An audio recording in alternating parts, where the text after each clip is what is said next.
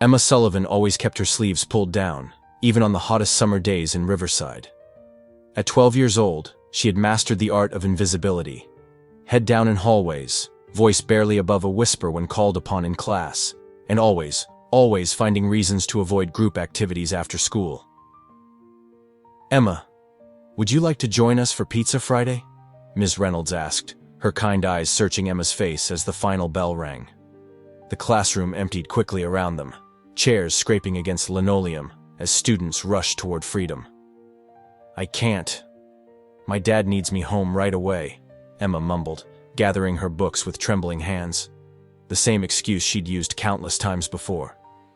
She didn't meet her teacher's gaze. Ms. Reynolds nodded slowly, concern etching fine lines around her mouth. "You know, Emma, my classroom is always open if you need a quiet place to work. Or just to talk." Emma nodded quickly before slipping out the door. The halls were already thinning as she made her way to her locker, her heart racing against the clock. Dad hated when she was late. Even 5 minutes could mean the difference between a quiet evening and one filled with tension that built like thunder before a storm. The walk home was her only peace. 23 minutes of solitude, of rehearsing what she would say and do when she arrived. 23 minutes to prepare herself for whatever mood awaited her behind the peeling blue door of their small bungalow on Maple Street. "He might be having a good day," she whispered to herself, clutching her backpack straps tightly. "Maybe he got that promotion." As Emma rounded the corner onto her street, she saw her father's car already in the driveway, 2 hours earlier than normal. Her stomach clenched. Change in routine never meant anything good. She paused at the edge of the property, studying the house like an enemy fortress. The curtains were drawn. The porch light, though unnecessary in daylight, was on, her father's signal that he expected absolute silence upon entry. "You can do this," she told herself, taking a deep breath. "Just be quiet and go straight to your room." Emma climbed the 3 concrete steps to the porch, each footfall deliberately placed to avoid the creaking boards. At the door, she slid her key in with practiced precision, turning it with agonizing slowness until she felt the lock give way. The house was dark, despite the afternoon sun outside. The television murmured from the living room. A baseball game. Glass clinked against the coffee table. "That you, girl?" Her father's voice was deceptively soft, almost gentle. "Yes, sir. I'm home from school," Emma replied, her voice steady despite the fear rising in her throat. "Come here." Emma froze, her backpack half removed from her shoulders. She could count the steps to her bedroom. 15. So close, yet impossibly far. "Did you hear me?" His voice hardened, the edge of anger surfacing. "Coming, Dad." She placed her backpack carefully by the door and walked toward the living room, arms wrapped protectively around herself. As she rounded the corner, she saw him sitting in his armchair, 3 empty beer bottles on the table beside him, a 4th in his hand. His eyes narrowed as he looked her up and down. "Your teacher called today." Emma's breath caught. Ms. Reynolds had called? The room seemed to tilt slightly beneath her feet. "She's concerned," he continued, his voice mocking the word, "about some story you wrote for class. The creative writing assignment. The one where she had written about a bird with broken wings trapped in a house with a hungry cat. The one Ms. Reynolds had kept her after class to discuss last week." "It was just a story," Emma whispered, her back pressed against the wall as her father slowly rose from his chair. "Just a story?" Her father's voice dropped to a dangerous whisper. He took a step toward her, beer bottle dangling from his fingers. "A bird with broken wings? A cat that won't let it escape? Is that how you see me, Emma?" Emma's throat constricted. "No, Dad. It wasn't about—" "Don't lie to me!" The bottle slammed onto the coffee table. "Your teacher thinks something's wrong at home. She asked if everything was all right with your home situation." His fingers made mocking quotation marks in the air.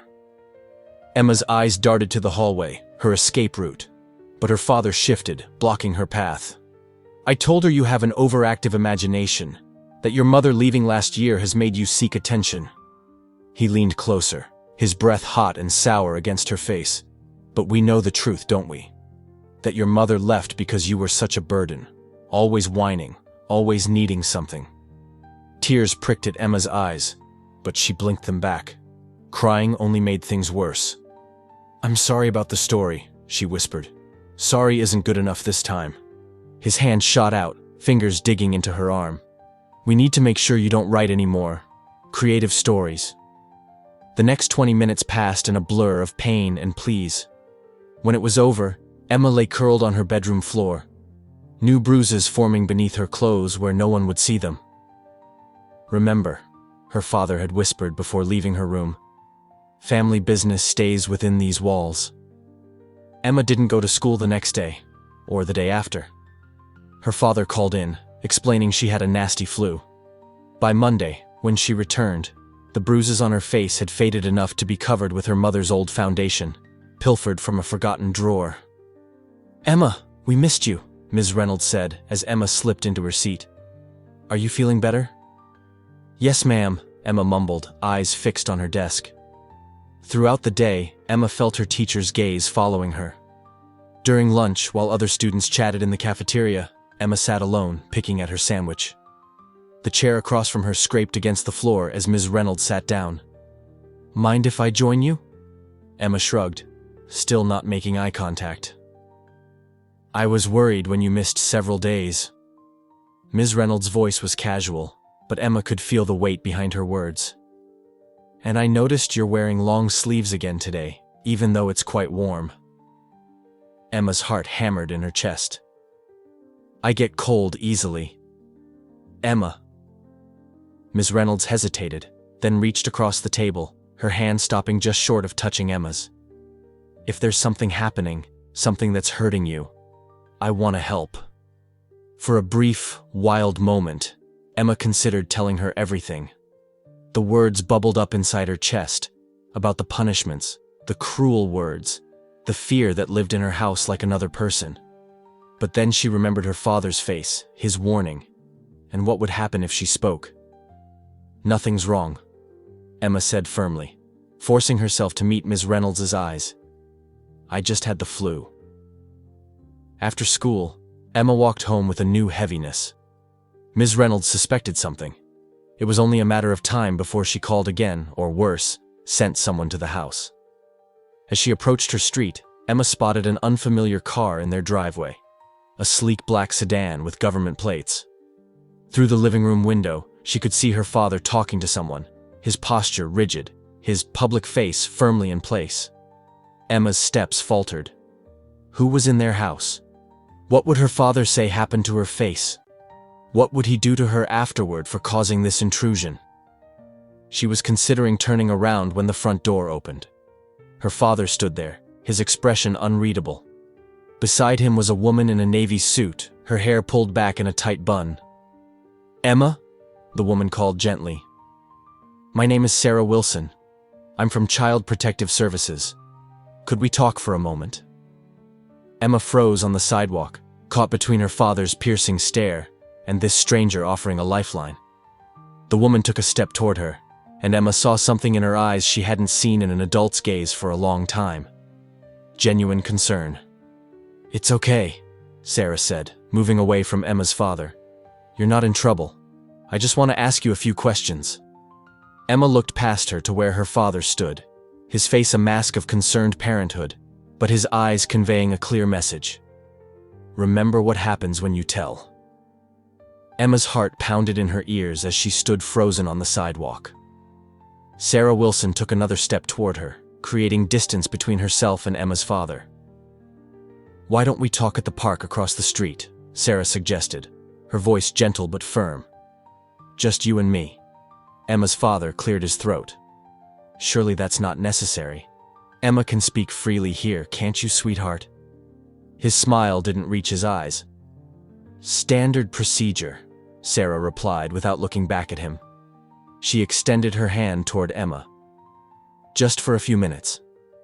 Emma felt like she was underwater, everything moving in slow motion.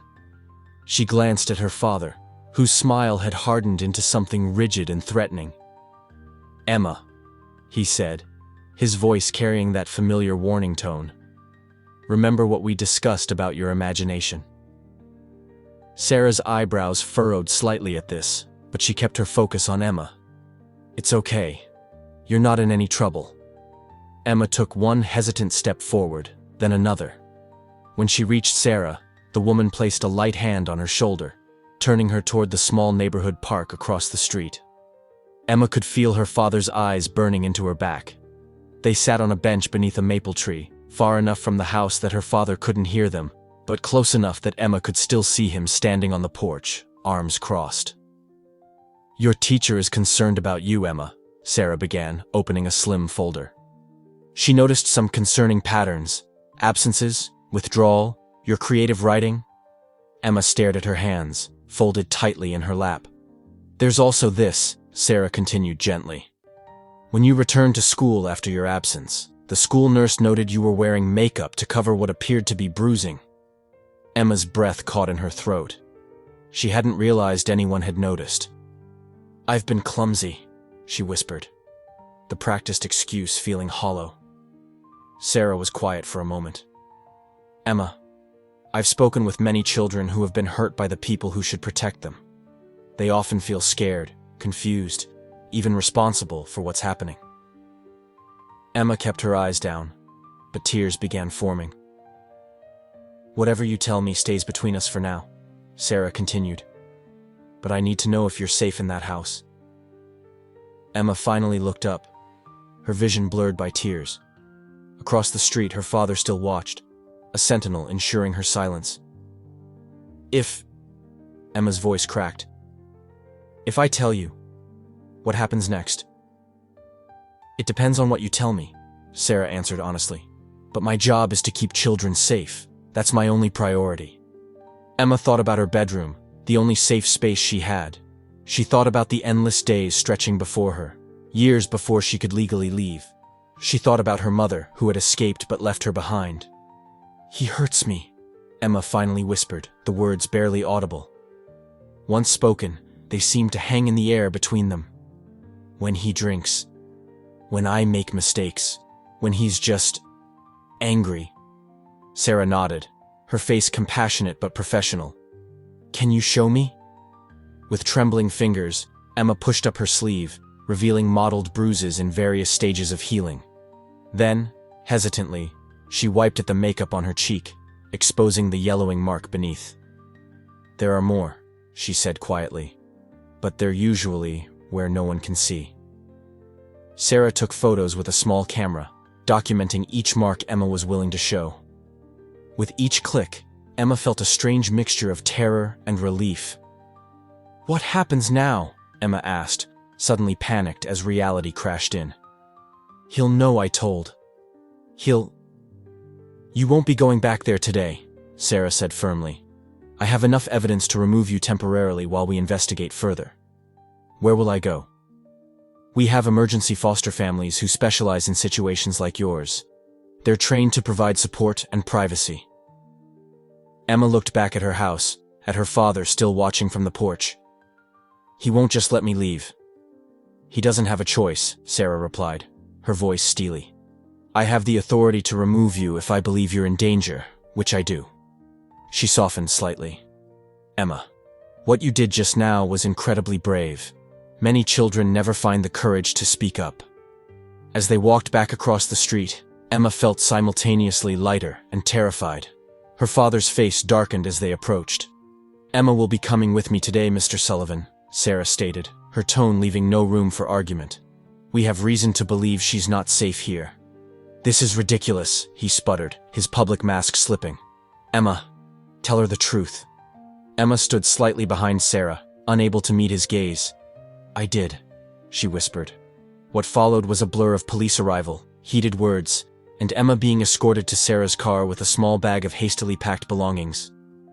As they drove away, Emma watched her house grow smaller in the rear window. That night, in a strange bedroom in a foster home across town, Emma sat at a desk with a blank piece of paper before her.